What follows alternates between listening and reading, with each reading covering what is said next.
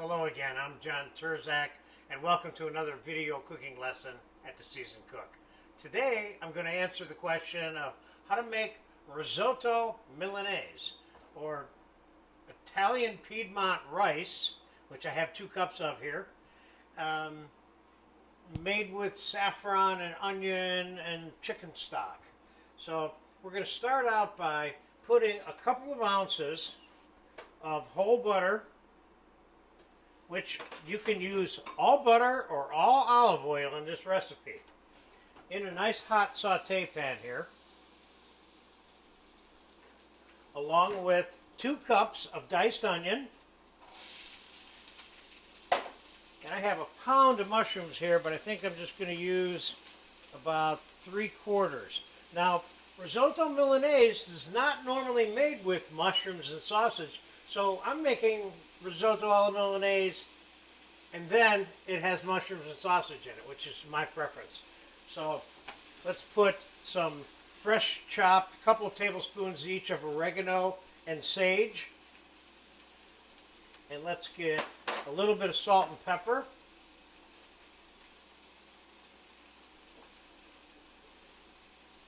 In here, and this is how it's packed in the store, which is exactly how I bought it. And it's enough to make 2 batches of this, one of these quarts. And I have Italian sausage here. I use mild because I don't like hot, but use whatever you want. And again, flavor this any way you want. What we're going to use is the traditional method, which is saffron, which I have right here in front of me. So we'll have Spanish saffron threads. I have a whole tablespoon. I have a little more than 2 cups of hot chicken stock here. I'm going to put that in there so this can steep and kind of become one flavor for me here. I have a little more hot chicken stock on hand if this isn't enough, because this recipe may not be an exact recipe all the time in terms of how much chicken stock is added.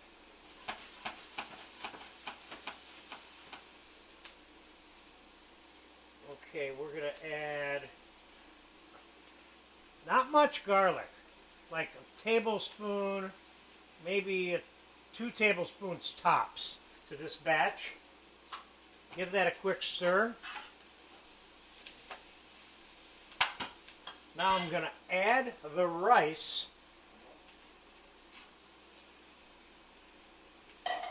And I'm going to add about 1.5 cups, 1.75 cups of white wine. We're going to let that come to a simmer, and we're not going to add any of that chicken stock until this rice has absorbed all of this wine. So we'll come back in a few minutes when the rice has absorbed the wine, and then we'll begin the process of adding and stirring the chicken stock, and we'll add the sausage then too. The rice has absorbed the white wine, as you can see here.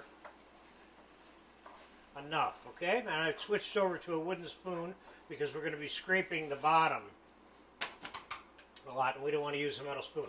Now, you could dice the sausage, or you could slice it thicker. You could put big pieces in if you want. You may want to serve this as a main dish, the risotto. You may want to add a couple parts of chicken and some sausage if you wanted to. What I have here that I'm also going to add to this now, this is the fat and the juice that was left over in the pan that I cooked the Italian sausage in. So I have 2 cups of sliced cooked Italian sausage. Let's add this to it. And let's add the sausage to it. And now the trick here is to, in small increments, and this is not a covered pan, and some people cover these from time to time during part of the cooking process. So now let's get the saffron infused chicken stock, and let's put a small amount in, and we'll stir and cook this until that's absorbed. And when I'm ready to put the next batch in of the saffron infused chicken stock, I'll bring you right back into this. That's all absorbed. Now we're going to add a little more, and remember, this is about absorb, mix and stir, add more chicken stock, absorb, mix and stir. That's part of the component of ending up with a nice creamy risotto. Now some cooks will say, I only use this kind of risotto. We're using arborio rice, but there's a half a dozen fairly well-known and used versions. We're using arborio, which is one of the Piedmont rices. So let's give that a few minutes, and then we'll come back and do some more adding after we're stirring and letting this be absorbed. And remember, we want a little al dente-ness to the rice when we're done. We don't want it all mushy, even though it's going to be somewhat creamy when we're done. And we're also going to mix some butter into this. So we'll be back in another minute or 2 or 3 or 4. That's all absorbed. It's been like 3 or 4 or 5 minutes. Adding more saffron infused chicken stock. We have a little bit left here. I tasted one of the rice. It's like 2/3 of the way cooked. Done right now. So now let's stir and absorb for a few more minutes again now.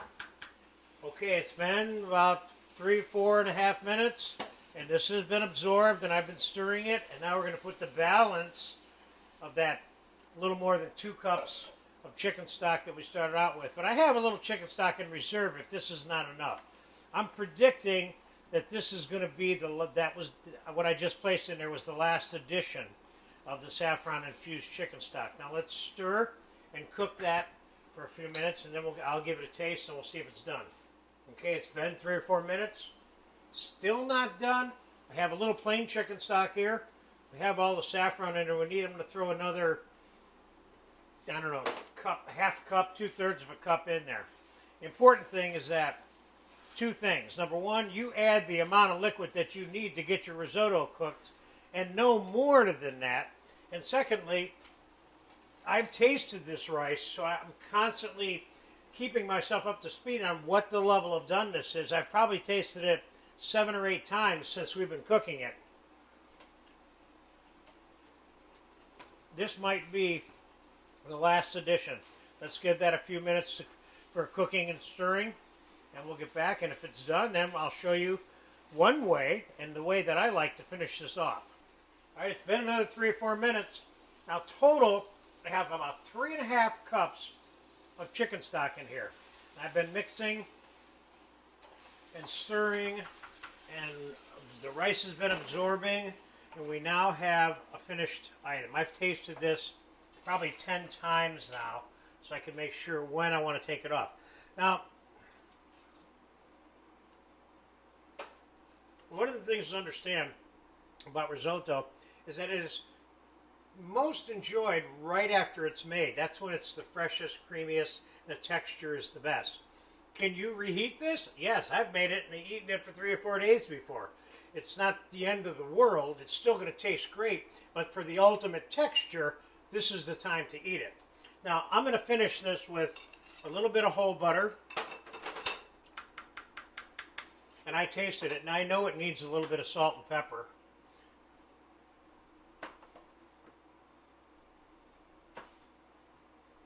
For starters, and I'm going to put a cup of grated Parmesan cheese, less than a cup, a little less than a cup, maybe 3/4 of a cup. I'm going to stir the butter and the cheese in, and we're going to taste it again. And I'm serving this with Risotto Milanese, which is very traditional today, which I have in the oven right now. This looks good. This looks really good. Let's get a taste of that.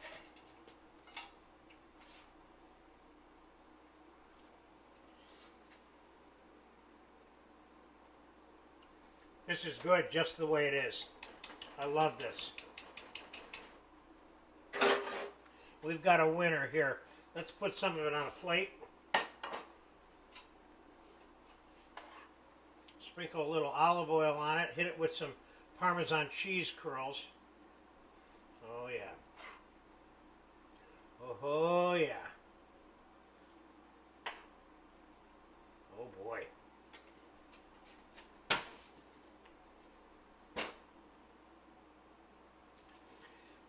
Oh boy, this looks really good. I can't wait to eat this. Let's put a little bit of some cheese curls on there. We certainly could have cut this cheese like so.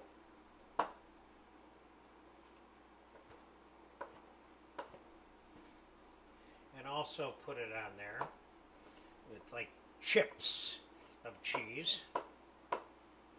I happen to like cheese with my risotto. Not everyone does, believe it or not. Let's put a little bit of parsley on there just for fun. And let's put a little squeeze of olive oil on there for fun. There you have risotto alla Milanese with sausage and mushroom. A classic, dedicated in remembrance of and dedication to the city of Milan and the area around that. Enjoy this if you get a chance.